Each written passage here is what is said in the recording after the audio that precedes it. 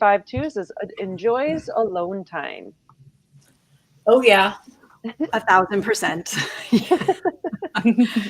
Rachel, It's yes. essential.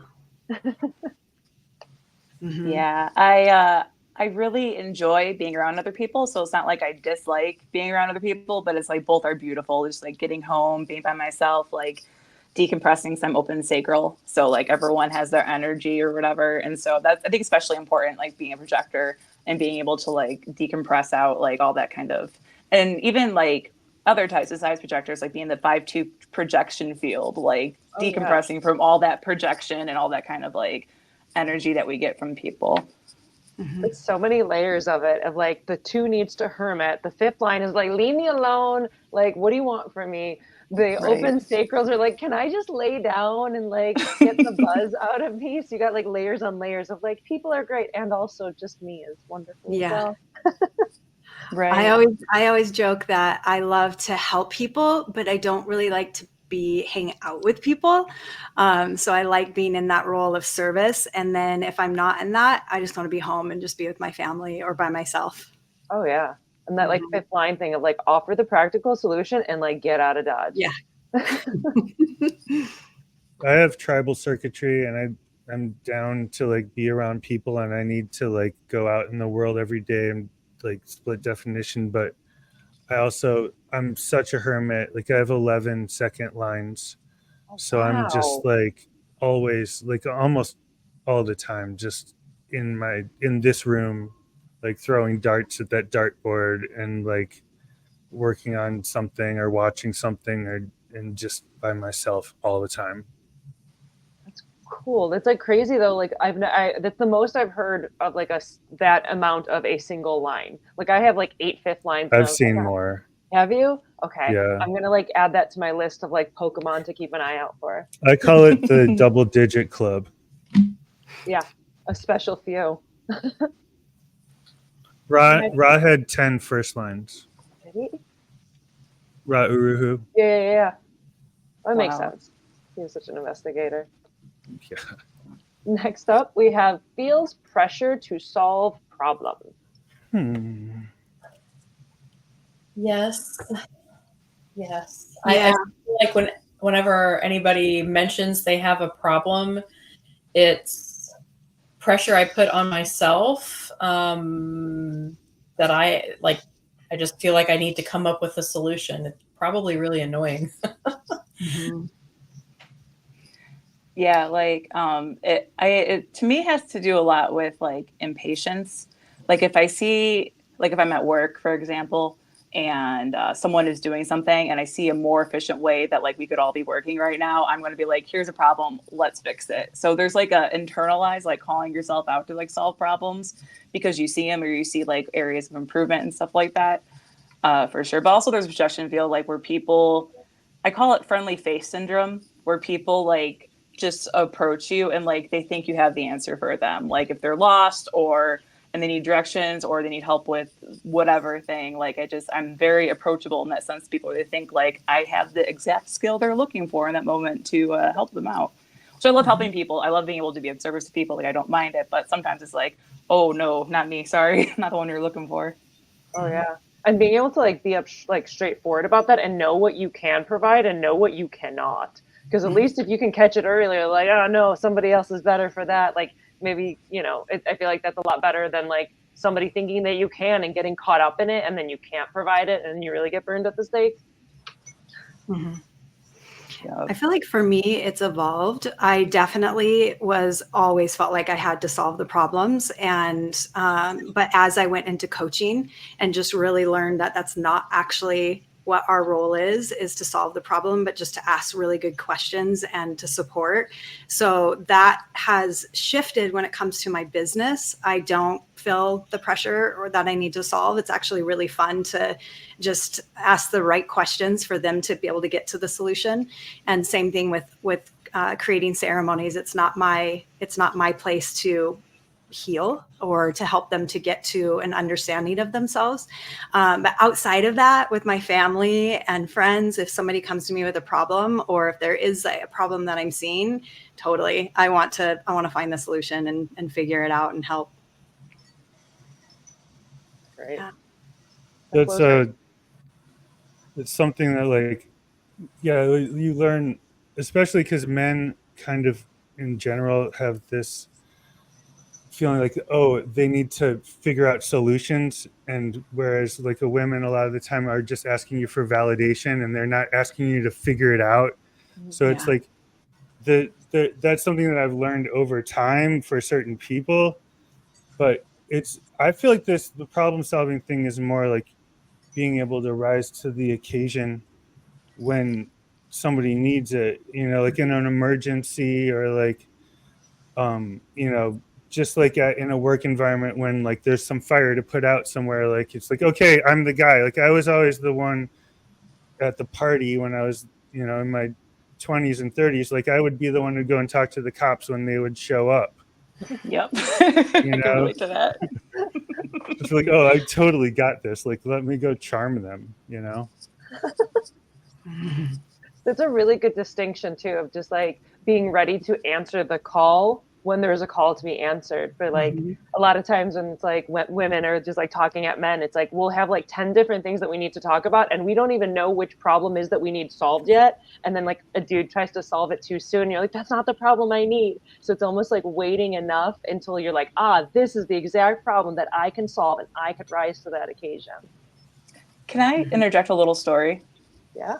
You just reminded me of like something that I was cracking up so hard internally because a few years ago I was up north camping with my friends on my family's property, just a bunch of my friends hanging out. To be honest, we were on some entheogens, you know what I'm saying, and having a good time. Wink, And wink, wink, nudge, nudge. Had a mushroom pizza that night and having a good time. My grandpa's property. We're in a safe place. We're not driving anywhere. We're camping for the night, and all of a sudden the cops show up.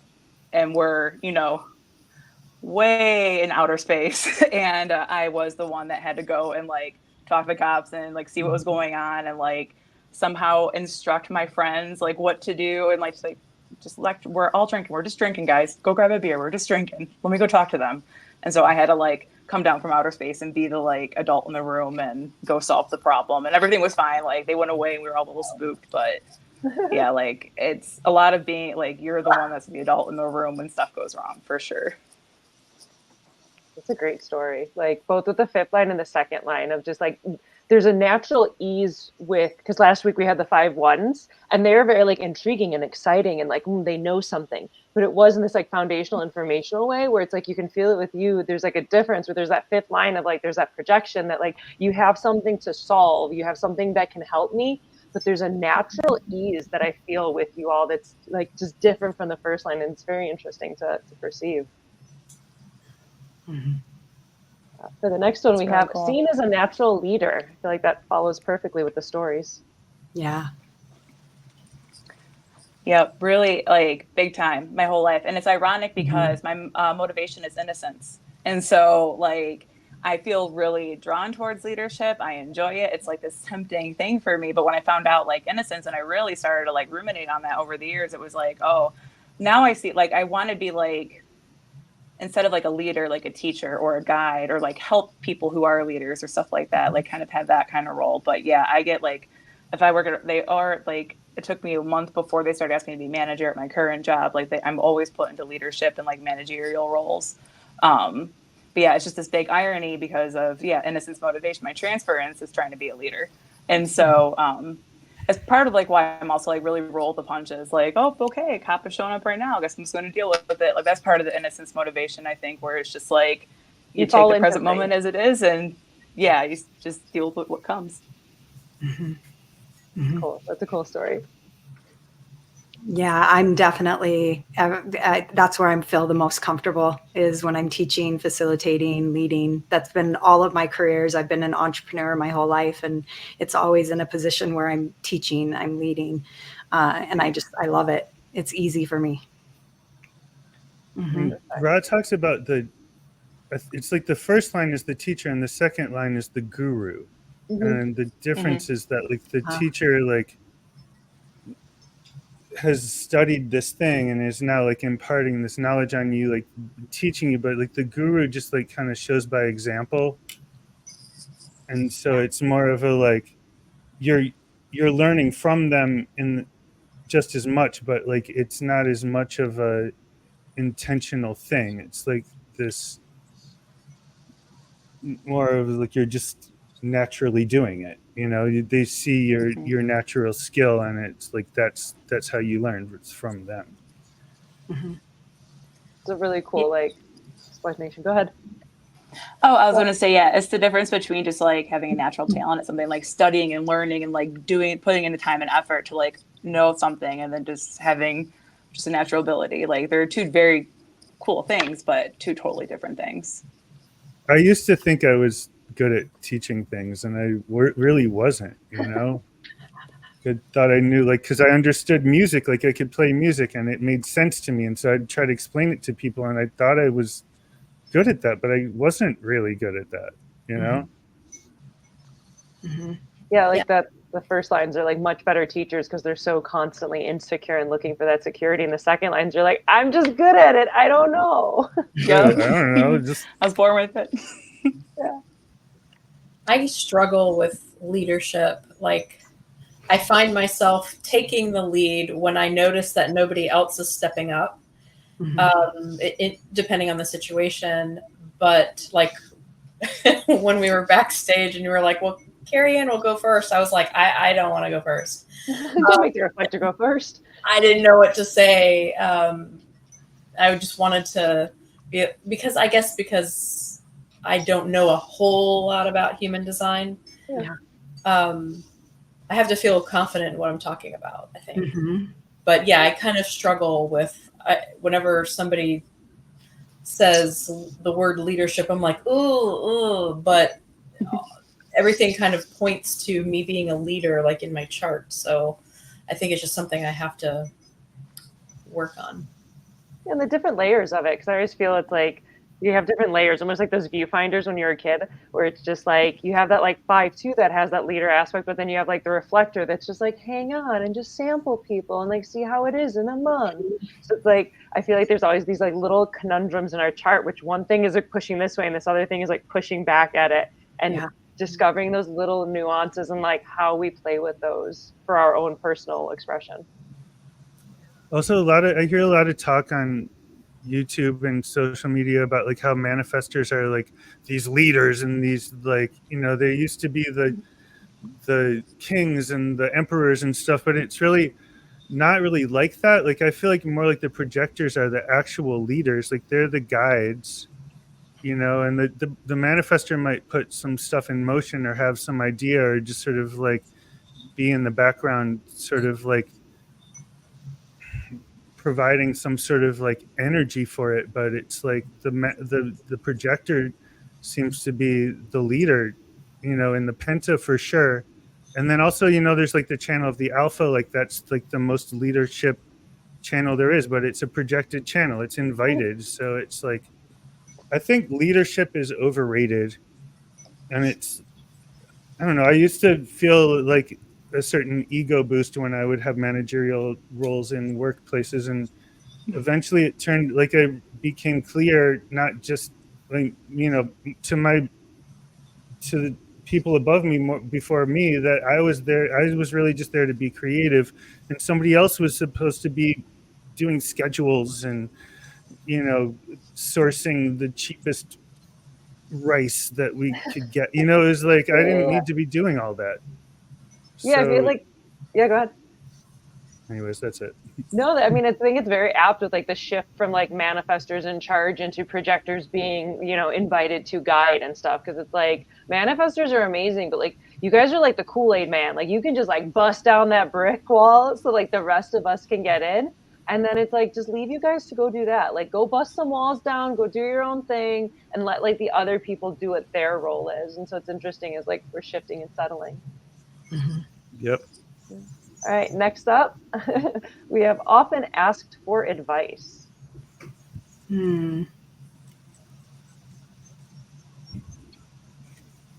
Yes, I always end up being in the jobs that I've had. I end up being like the mother figure or the aunt, or like the younger people come to me for advice and nurturing. I don't know. I resonate with that. Yeah, when you shared it, I thought that I often ask for advice, and I thought, not really, but people asking me, yes. Yeah. We're True. not like in the spotlight. We kind of are somebody who kind of is kind of incognito, but doing a bunch of like things. Perhaps, yeah, I could see it as that, because it's like that's like the thing with the hermit is like you guys just like go off away to like be on your own and integrate, and then like you pop up, and I was like, where the hell did you learn that? Like my boyfriend's a 2'5", so I got like a similar enough where it's like he'll just disappear, and then all of a sudden he has these new skills, and it was just like, and I saw none of it, but he just like emerges from his hermitude. It's that toiling in the basement archetype. Just what's he doing down there? What are they working on? Yeah. Some invention, some new thing. That makes sense. Yeah, I would say I can be really reclusive. Like when I work, like I'm really into writing. That's my biggest passion. And like doing creative things, stuff like that. And so I can really just kind of work by myself or work independently, stuff like that. But when it comes to like putting myself out there, like, I don't know if you all experience this too, but like I get noticed. Like no matter what, I get noticed, and I get like kind of attention and stuff like that from other people. Like it's really hard for me to be out there working or out there like in groups or whatever and not get noticed, either like to get projected into another leadership position I don't want or stuff like that. Like it's people really notice my skills, and that's part of the like they think this thing or that thing, is they see something in you. Like I don't know, but everything I do seems to just get noticed. I feel very exposed. Kind of exposed, yes, but not like in a really bad way. But it's hard to like stay behind the scenes because, I think a lot of 5'2" get noticed wherever they're at. I don't know how you guys feel about that, but that makes a lot of sense. Yeah, I fully agree. And I got off of social media 2 years ago, and so that's like this is totally me. I work behind the scenes. Like everything that I do is all word of mouth. So I build my business because people, they see me, they want to be in my energy. It's that 5. And so that's just how I built my business. But I like not being in the spotlight. But I like doing powerful service and have it be impactful, but I don't need the quantity. I don't need to be all out there. I kind of like that you have to know someone to know me kind of thing. Yeah. That's cool. Cool. Next one up is feels misunderstood. Yes. Yes. My goodness. I don't like, for me, I don't feel misunderstood as much as like understood. Like I feel like people get me, like, have a like good concept of me or whatever. It may not be accurate because the projection field or whatever, but I feel like they don't understand a lot, just like the tiniest bit. I don't think it's like misunderstanding. I think it's just like understanding very little. That's great. I like that. Understood. That's like great. I love that play on words so much because it makes a lot of sense. Because misunderstood is just like totally out of left field, and like understood is just like, no, they're just understanding you to a lesser amount. I feel like I'm over understood. You're over understood? Yeah, because everything's so exaggerated for me. It's like if I'm just off or like annoyed with something, I'm like furious and completely upset, and it's like, are you okay today? Like yesterday you were, what happened? What are you talking about? You're like emotions on your sleeve kind of person. Sorry. Oh no, I was just saying, say if it's like the manifestor aura, because there's such you could feel a manifestor immediately, getting like Kool-Aid Man, So are you an emotional manifestor? Yes. Oh well, yeah, like there you go. Double barrel emotional. I got 1222 and 3536. Okay. So I'm just like ready to go. Like you're getting all of it. But also like people will like think I'm worried when I'm just concerned, or just curious. It's just like there's always something. There's always some amplification of it. Yeah. And amplification so much stuff. of perception. Sure. Yeah. That's cool. All right. Next up, we have unique problem solving. Yeah. Mm-hmm. Yeah. Perfect. All right, moving on. Then we have learns new skills in solitude. Yes. Yes. Not really. Oh. I need to have the hands-on. I need experience, but I don't care to learn in a group. Like I would prefer to have a one-on-one if I'm going to be working with a coach or learning something. I prefer to have that one-on-one intimate experience with the teacher and be able to have just their full attention and just, and then experience. Like I need to touch it. I need to do the thing. But as far as learning something in a big group, don't fully enjoy it. That's why I never learned a two-step, because I always wanted to like have somebody just teach me privately. Mm-hmm. But here in Texas, it's like everyone goes out and everyone's two-stepping, and like I've tried it so many times, I just always sucked. And I was just like, if I could just spend a little time doing this, I bet I would be really good at it. But I never did because it was always just out there, Big like group thing. yeah. I wonder if you can run like videos. Like I love video courses of like, can I just do this in my living room? That'd be great. Right. That was quite a while ago, so maybe it's time to learn. All right. Next up, we have feels others' expectations. Yes. Yes. Yes, and I manage them. Boundaries. Yes. Yep. Talk about that. How do you managing and people's expectations, especially with like the work you do, because it is so powerful and it's healing oriented. So like, I feel like people could maybe like overly project, like you can save me. Oh, it's been a journey for sure. And it's really just ultimately going into my own personal journey and realizing that I'm the only one that can do the work for me, and understanding that when someone's going to project that onto me or have an expectation, then I'm able to hold firm in my boundary, and then the knowing that you've got this, you can totally do this, whether I'm actually saying it or just energetically holding that energy. But yeah, I call myself a recovering people pleaser.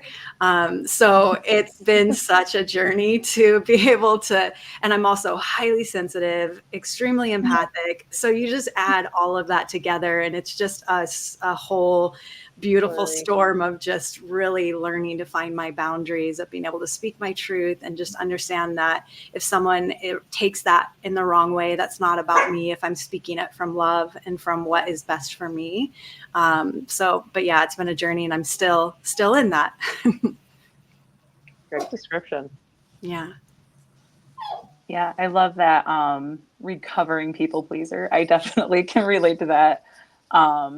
I still like have I want all of my interactions with people to be I want people to either take away a neutral or positive something from me, whether the grocery store or a customer I deal with at work or something like that. I want to have a positive interaction. And so I kind of go the extra mile to like be really polite, be really friendly and kind and receptive to people when I interact with them.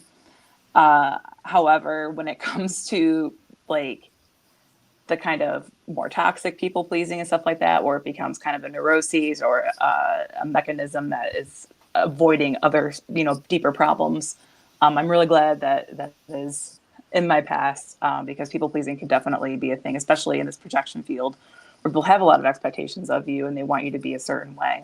But for me, it's just, I'm very open about who I am. Like I know who I am and I'm open about it. And I'll let you know that, hey, you know what? I'm a night person. So if you want me to come in for a meeting in the morning, let's make it 11 o'clock in the morning, because realistically I could oversleep.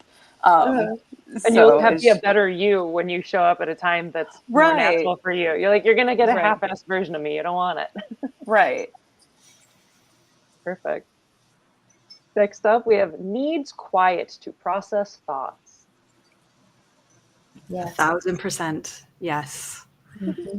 Noise is like, if there's a lot of noise or a lot of things going on or a lot of people, it's really hard for me to be able to process. So I really do need quiet. I love quiet. I love stillness. I love driving in the car with no music. Yeah, for sure. Mm-hmm. Agreed. I feel like I feel like this has a lot to do with your substructure, Yeah. more than profile. I'm alternating in like, determination, and like I can have a lot going on and I can just focus in on something. Like I don't need it to be quiet. Sometimes I'll be like practicing an instrument and watching a show at the same time, and I'm kind of like just sort of drifting back and forth between the two things. Or like I'll have a podcast on while I'm in the shower, but I'm also like thinking about something. Like I do this all the time. That's cool to bring in the substructure aspect of it, because there, again, so many layers. Variable has a Yeah. lot to do with like how you focus on things and take in information and all that kind of stuff. Yeah, that's juicy. We'll definitely be getting into that in like latter episodes. So I appreciate you bringing that up because it is really relevant. Well, next up we have innovative solutions. I feel like I've heard lots of innovative solutions from all of you for just this like 20 minutes. I'm all about the innovative solutions. Yeah, same. What can you do with zip ties? A lot more than one would imagine. Exactly. Zip ties and gaff tape. Mm-hmm. Exactly. Yeah.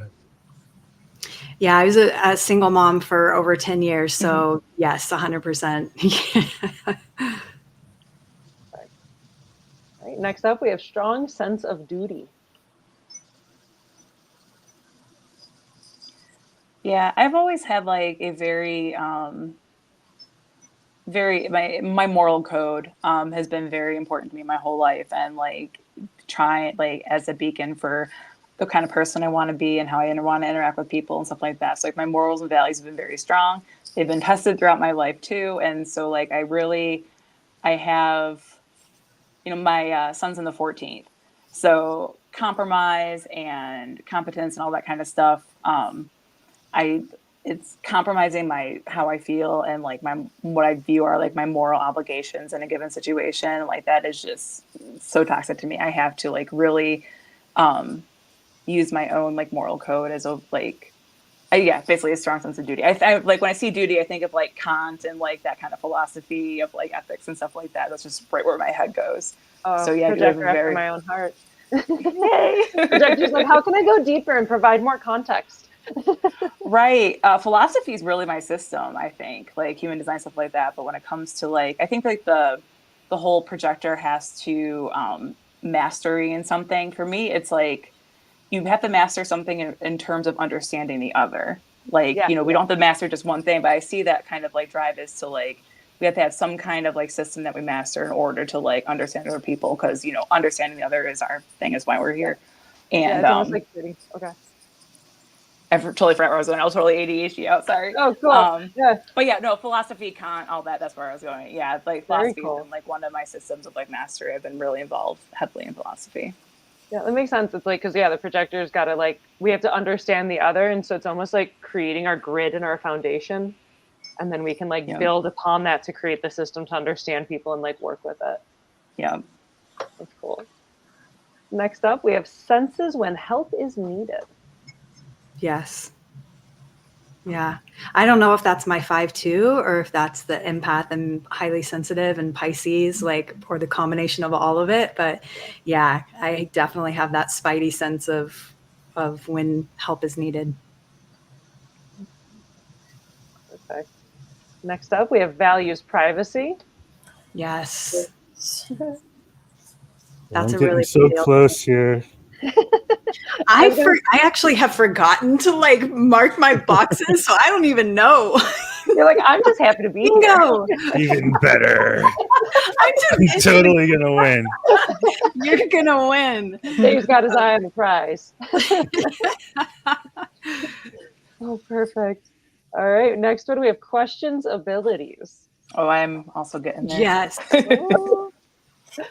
Carry on. Our own abilities or others' abilities? That's a good question. I mean, both, honestly. If you have a story, share either. But I mean, honestly, I think both. I am always questioning my abilities. Yeah. Always. Me too. Yeah, I have felt like it was a fault of mine, and I'm coming into this place of seeing it as a gift because it helps me to constantly improve and see where my blind spots are, or whatever it is. And I kind of toggle between that. Sometimes it is something that really is not serving me because I'm so judgmental and just noticing the things that I need to improve. But really moving more into the gift of it, of just seeing that, wow, this really helps me to be a better person. There you go. That's the trick where you're like, oh, that's somewhere I could learn something more. Yeah. Because it's like ultimately, it's like the more you know you don't know anything. The more you realize you don't know anything about anything. So it's like if you have that like little guidance system, it's just like, hey, go there, learn something. It just if you can switch that framework, I feel like that could be so beneficial. Yeah, something that I either do for myself if I have led some type of a workshop or a ceremony, or if I have another facilitator with me, then I'll have the dialogue with them. But we'll go through this process of what did I do well and where can I improve? So it helps me to not just go into this downward spiral of all the things that I didn't do good, to really focus on the things that I did well. So I'm not constantly questioning my abilities. Oh yeah, it's that perfect balance and like understanding where it's just like you did some stuff great, and there's always gonna be something you did kind of weird that you could learn from. So being able to like respond to that openly. Yeah. I don't really, it's funny. I don't question my abilities at all. I am very aware of what my abilities are, my strengths, my limitations. I question my accuracy. I question whether I'm right or wrong. I question like whether I did it right or whatever, but like, I know my strengths and weaknesses really well. I question like whether I'd be able to do something, but like, it's more of I'm very secure in who I am and what I know and like what I don't know. And I think it's more about like being really well versed in what you don't know and what your abilities are not. The more you are aware of that in like a healthy way, you can really hone in on like what your abilities are. So yeah, I don't question my abilities so much, but I question like my accuracy. Did I get this right? Am I coming from a place like of truth, or is there something else I should be looking into to get the right answer? Like, so the abilities, not so much. The outcome of the abilities, yes, all the time. Good specification. All right, next up, prefers small groups. Oh, I think I just got that bingo. Is my bingo. Yeah. Me too. You got double? On my card, but yes. Oh my God, that's great. If you guys just tied bingo, you'd be our first